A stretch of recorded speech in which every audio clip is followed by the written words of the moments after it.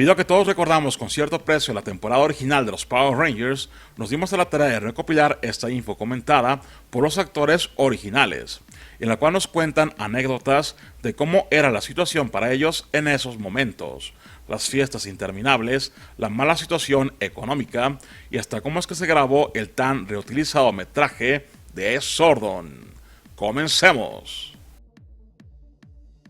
1. Las fiestas legendarias de Austin St. John y Walter Jones. Durante el tiempo de filmaciones de las primeras dos temporadas de los Power Rangers, Austin St. John y Walter Jones compartían departamento. Esto debido a que la compañía les había asignado este lugar para vivir, por no tener familiares en donde quedarse en Los Ángeles. Debido a esto, los actores realizaban gran cantidad de fiestas en dicho departamento, comentando a Walter que eran fiestas memorables llenas de montones de personas. En el lugar había mesas de billar, piscina con trampolín y como mascota de atracción una serpiente pitón albina de 6 metros de largo. Habiendo en ocasiones en la casa más de 150 personas, preguntándose ambos actores que cómo era eso posible. Obviamente, hacían muy buenas fiestas. Austin mencionó que las fiestas siempre eran muy escandalosas. En ese tiempo ambos estaban solteros y solo buscaban chicas para divertirse. Obviamente estaban en plena fama, por lo cual no era complicado. Más aún por la gran casa, que estaba en las montañas de Glendale, California, desde la cual se podía ver todo el área de Pasadena en Los Ángeles. David Just mencionó que alguna vez fue a dichas fiestas con el resto del elenco, siendo Walter la estrella de estas. En la mayoría de las fiestas también asistía el elenco de los dobles de acción del show. En una ocasión estuvieron presentes todo el grupo de bailarinas de Janet Jackson, las cuales estaban de tour en ese tiempo, y muchas conocieron muy bien a ambos actores. También en ocasiones, por haber tanta gente, los vecinos cercanos llamaban a la policía, llegando en una ocasión un helicóptero directo a la cancha de voleibol de la casa. Eso sí, solo les pidieron que bajaran el volumen, lo cual ya era común para ambos. En una ocasión, Karen Ashley asistió a una de esas fiestas. En ese entonces ellos no se conocían, debido a que ella entraría al show cuando Austin y Walter salieron. Aún así, todos recuerdan haberse conocido en dichas fiestas, aunque nunca hicieron amistad. 2. El poco salario que recibían los actores. Contrario a lo que todo el mundo pensaba, el elenco de la serie pasó por muchos problemas mientras filmaban el show. Uno de estos, el económico, pues al parecer la compañía creía que solo con darles buena comida en el set y Navidad libre será suficiente para tenerlos felices, pero obviamente esto no era así. El elenco se comenzó a dar cuenta de que Saban estaba produciendo una cantidad exorbitante de dinero. En pocas palabras, hizo $1,000 millones tan solo el primer año. Esto debido a la venta del merchandise, lo cual incluía los juguetes, ropa, videojuegos, cómics y demás productos. Esto inquietó al elenco, pues su salario para nada había sido aumentado. Austin mencionó que no se les pagaba mucho, diciendo que si hubiera trabajado atendiendo en ventanilla de McDonald's por el mismo periodo de tiempo que trabajó en la serie, hubiera ganado prácticamente lo mismo, lo cual era decepcionante y a la vez frustrante, lo cual ponía furiosos a la mayoría. Saban nunca tomó conciencia de que estaba haciendo todos esos millones gracias a nuestras caras, dijo St. John. Él solo creía que era su idea lo que lo había hecho. Sin embargo, él nunca tomaba en cuenta que también el dinero se había hecho gracias al trato con Toei. Aún así, nadie apoyaba al elenco. Todos se ponían del lado de él, a pesar de la mala situación. Walter Jones comentó que se les iba a dar un nuevo contrato después de concluir la primera película, en el cual supuestamente se les ofrecería un mejor salario, pero realmente este solo especificaba que estarían obligados a realizar 2 películas más y otros 40 episodios de la serie, pero sin ningún aumento de pago, por lo cual ellos se preocuparon. Walter pensó que sería mejor hacer un nuevo trato unidos todos como grupo, para así lograr mejores resultados, contratando a un abogado que se encargaría de mejorar la oferta ofrecida por la compañía. Sin embargo, solo se pudieron juntar Walter, Austin y Tui, debido a que el resto no quería perder el empleo, por querer salir en la película. Al final el resultado no fue el mejor, pues terminaron quedando fuera del show y sin ningún pago de regalías o extras. Simplemente los desecharon. Karen Ashley mencionó que cuando entró al show, los hacían trabajar todo el día sin tener tiempo de poder descansar. Inició trabajando 6 días a la semana, por 12 o 15 horas al día, teniendo solo libre el domingo, por lo cual realmente no tenía vida propia. Además, nunca se respetó lo que le prometieron en su contrato, salvo que le hicieron trabajar todo lo acordado. Ella mencionó que recuerda que llegaba de noche al set y volvía a salir de noche del mismo, como si fuera una máquina, diciendo que nunca trabajó tan duro en toda su vida, por tan poco dinero. Austin comentó que si Saban les hubiera pagado lo merecido, no hubiera importado todas esas largas horas de trabajo y cansancio que tuvieron que pasar. Pero como esto no fue así, no valía la pena estar en un show que no era unido. 3. La decadencia de los actores tras su partida de la serie. Después de la partida del show sin un solo centavo, los actores tuvieron que pasar por un periodo muy complicado de sus vidas, especialmente Austin St. John. Austin comentó al principio que no fue complicado, tenía ciertas participaciones en otras series, pero cuando la fama se terminó, vino lo difícil. Fue cuando se convirtió en un pobre actor hambriento, a pesar de haber tenido éxito, pero nunca ser bien pagado, por lo cual tuvo que aprender una fuerte lección para madurar, teniendo que vivir en su propio jeep acompañado de su perro. Usualmente se quedaba en lugares del desierto de Arizona para poder pasar el tiempo y dormir, dando clases de artes marciales para obtener un poco de dinero. Después de un periodo de estar durmiendo en un campo tras perder su auto, fue ayudado por un amigo quien lo apoyó a salir adelante.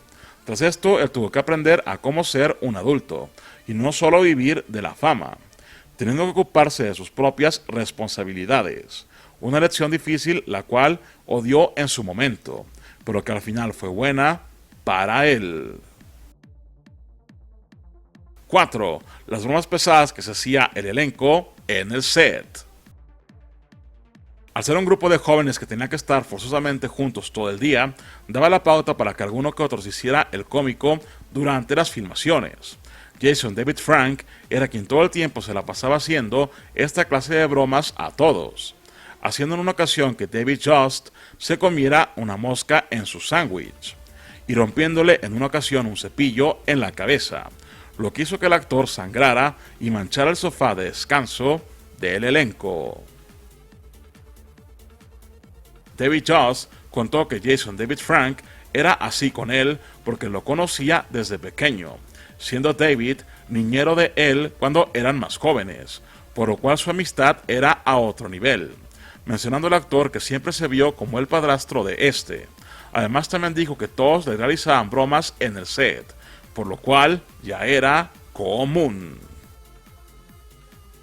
Austin mencionó que él era el más joven de todo el grupo, por lo cual tuvo sus momentos de adolescente tonto, haciendo ruidos en el set o tratando de distraer a los demás, otras veces aventándoles cosas. Incluso ya tenían competencias de no distraerse, con uno de los asistentes de producción, quien hacía lo posible para que se equivocaran, logrando a veces que se arruinaran las tomas. Todo esto hacía al show una especie de familia, un poco disfuncional, pero divertida.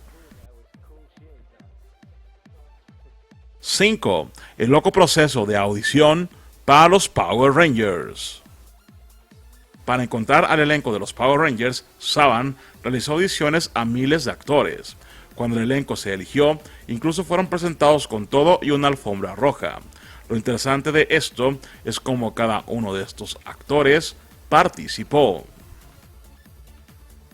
Austin St. John fue a la audición solo porque un amigo lo retó a que asistiera, con el típico "a que no te atreves". El resultado ya lo sabemos. Cuando ya se tenía a cierto número de actores, se crearon varios equipos distintos, los cuales audicionaban unos contra otros, destacando que el otro actor para Zack bailaba exactamente como Michael Jackson, haciendo el Moonwalker en contra de los enemigos. Y el competidor para la voz de Zordon tenía una voz bastante rara, y por poco obtenía el papel, en vez de David Fielding. Originalmente se había seleccionado a otra actriz para el papel de la Yellow Ranger, siendo Audrey DuBois quien obtuvo el rol. Sin embargo, este al final sería asignado a Thuy Trang. Cuando Austin, Walter y Thuy abandonaron la serie, Saban nuevamente hizo un gran casting, donde se encontró a Karen Ashley. Karen mencionó que cuando fue a la primera audición no sabía realmente nada de qué trataba el show. Un amigo le dijo que fuera, así que fue lo que hizo justo como miles de personas más, debido a que era una audición abierta, por lo cual tuvo que esperar en la fila un par de horas, hasta que le tocara su turno. Por suerte había un chico en la línea que sabía todo de los Power Rangers, escuchando así ella en ese momento de qué trataba el show. David Fielding mencionó que cuando fue a la audición esperaba competir con al menos 500 chicos, pues era una audición abierta. Quizás leer un par de líneas y regresar a casa sin volver a saber nada al respecto después. Sin embargo, cuando llegó a las oficinas de Saban en Burbank, California, fue dirigido directamente al piso de audición, donde solo había otro chico más en el cuarto de espera, pensando él que realmente era muy extraño. Se les entregó las líneas y cada quien en una esquina las estaba practicando. La otra persona entró primero a la audición, siendo el turno de Fielding 25 minutos después.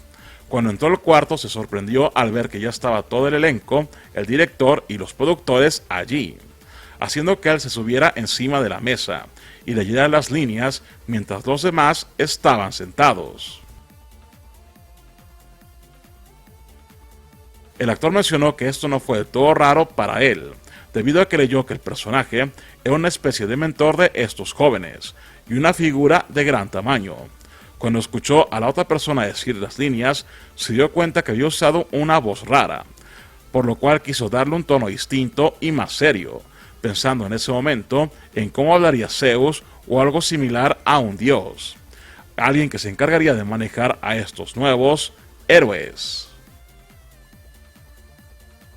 Después de que dijera los respectivos comentarios de los jóvenes con actitud y poder, escuchó cómo el elenco decía que encontramos a nuestro Zordon, aunque claro, en ese momento el personaje se llamaba Zoltar. Después de eso, el actor regresó a casa y tan solo una hora y media después recibió una llamada donde le dijeron que había obtenido el papel. 6. Todo el metraje de Zordon utilizado en la serie se grabó en tan solo un par de horas. David Fielding contó cómo fue realmente grabar el metraje de Zordon para la serie. Lo primero que hicieron fue raparle la cabeza para que no tuviera nada de cabello. Después le pegaron las orejas por la parte de atrás, para que fueran lo menos visibles.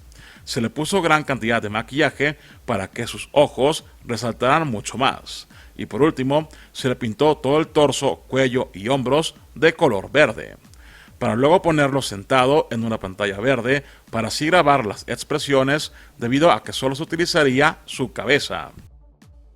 El único recuerdo que tiene él de esto es estar sentado en esa silla por 3 o 4 horas, diciendo línea tras línea, mencionando distintos números y haciendo una variedad de expresiones distintas, mirando hacia cierto lado o hacia abajo.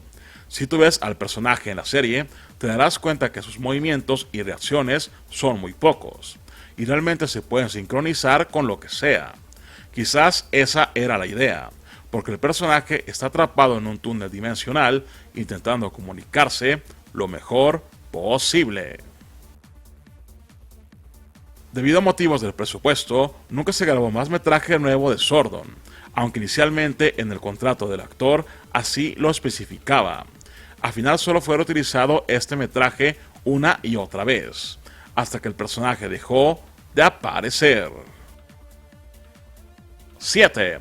Los Power Rangers se iban a los clubs nocturnos después de terminar el cansado día de filmaciones. A pesar de las largas jornadas de trabajo a las que estaba sujeto el elenco, ellos necesitaban algo para relajarse después de eso, es decir, una especie de reset antes de regresar simplemente a casa a ver televisión o caer dormidos, por lo cual el elenco se iba al centro a visitar uno que otro club nocturno. David Jost mencionó que cada viernes después de salir del trabajo era el momento perfecto para ir a un bar.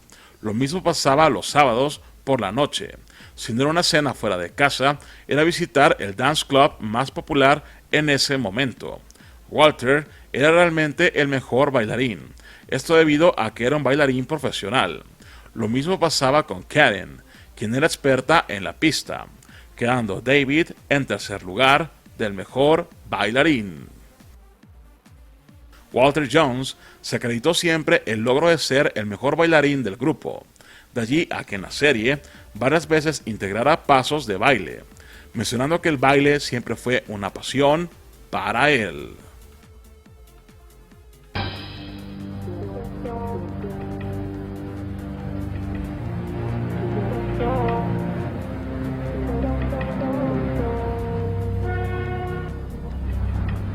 Yeah, I guess you got it going on. All right, man. Peace.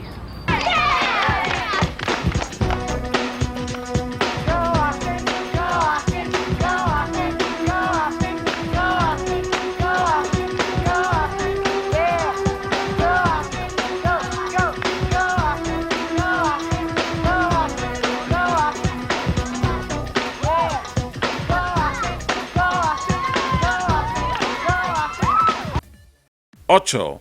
La mayoría del elenco ya sabía artes marciales y creaban sus propias coreografías. Todos los actores que fueron seleccionados para los Power Rangers ya tenían conocimientos de artes marciales. Esto fue un requisito que pidió Saban desde un principio, claro, para facilitar así las filmaciones. Austin St. John, Jason David Frank, Tui Trank y Walter Jones habían estudiado artes marciales desde niños, mientras que David Jost y Amy Jo Johnson habían estudiado gimnasia. Eventualmente todos sus conocimientos fueron usados de una u otra forma en el show. Walter Jones comentó que él sugirió la idea del Hip Hop Kido para uno de los episodios, lo cual la compañía aceptó. Esto claro porque así sería más fácil rellenar dicho capítulo, basado en el personaje.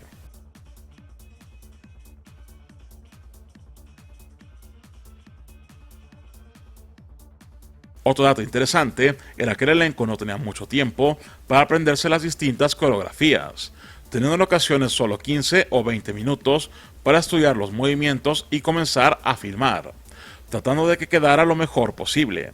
Muchas de las peleas mostradas en el show realmente eran improvisaciones, particularmente las de Walter Jones, Austin St. John y Jason David Frank. 9. El origen de la famosa frase de Zordon busca a unos adolescentes con actitud.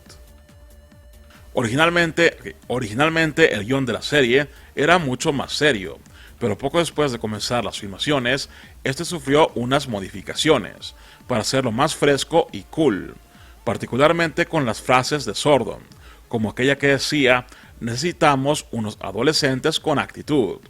La frase original era: localiza o busca humanos emocionales, siendo esto específicamente lo que Zordon buscaba en los Power Rangers, personas de un particular tipo.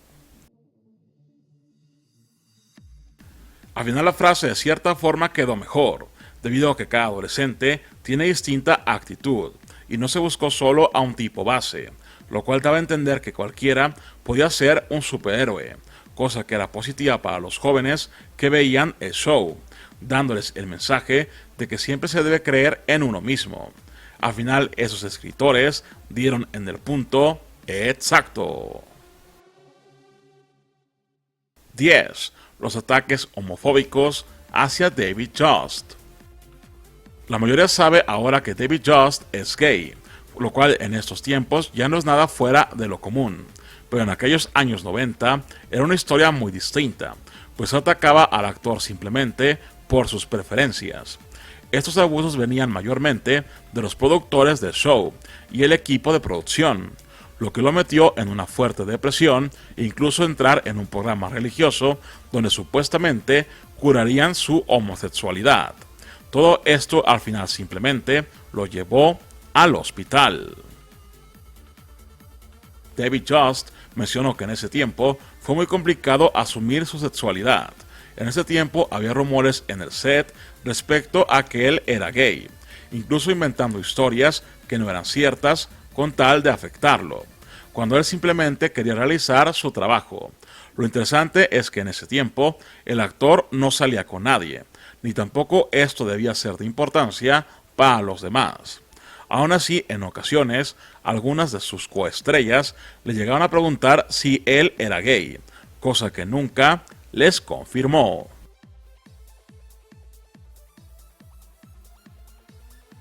Después de pasar por gran cantidad de problemas y una terapia religiosa que simplemente lo afectó más, prefirió abandonar el show, llegando al punto de tener estrés emocional por la situación en la que estaba, cosa que lo mandó al hospital, durando allí por al menos 5 semanas. Después de eso, él simplemente se aceptó como era, sin tratar de ocultar nada, y si sus amigos o el público lo querían aceptar, estaba bien, e igual si no, también. Al final él dijo que es otro hombre gay más, y eso es todo. 11. Walter Jones era como el hermano mayor de Austin St. John. Walter mencionó que cuando Austin y él comenzaron a vivir en la misma casa, este último solo tenía 18 años, por lo cual era muy joven y sin ninguna experiencia en la actuación. Esto obviamente porque él fue a la audición solo por un reto, por lo cual había mucho que él tenía que aprender. Walter era un poco mayor, por lo cual siempre lo vigiló y cuidó su espalda. Por ese motivo, cada movimiento que hicieron juntos siempre lo hicieron hasta el final, sin importar lo que pasara. Esto porque realmente eran como hermanos. 12. Un dato interesante de algunos de los actores del show. Austin St. John, después de salir del show, trabajó muchos años como paramédico y bombero. En varias ocasiones las personas que él salvó se sorprendían y le decían que si él había sido el Red Ranger. David Just se convirtió en productor de la popular serie The Real Housewives of Beverly Hills. Como dato curioso, sabrán que el nombre del personaje, es decir, Billy Cranston, proviene del ahora ya conocido actor Bryan Cranston. En el tiempo de la serie, ellos solo se conocieron en el estudio de grabación. Walter Jones ha continuado con algunos papeles de actuación y como actor de doblaje, además de tener su propia escuela de baile en California, en donde enseña salsa. Como dato curioso, a él se le invitó al festejo por el 40 aniversario del rey de Nigeria, dándole la jefatura honoraria del país. Esto simplemente porque él era fan del show y de su personaje. David Fielding realizó una carrera de escritor paranormal, hablando de historias de fantasmas. Como dato curioso, él grabó todas las líneas de Sordon en el mismo estudio y al mismo tiempo que el elenco de Star Trek The Next Generation. Karen Ashley trabajó muchos años en la serie Uncensored Talk, entre otros proyectos. Como dato curioso, ella colecciona todas las muñecas Barbie de Aisha que encuentra, teniendo una colección de muchas de estas, aunque sean iguales. Ayuda al canal compartiendo este video, eso se agradece. Por esta ocasión es todo, nos vemos en la próxima entrega.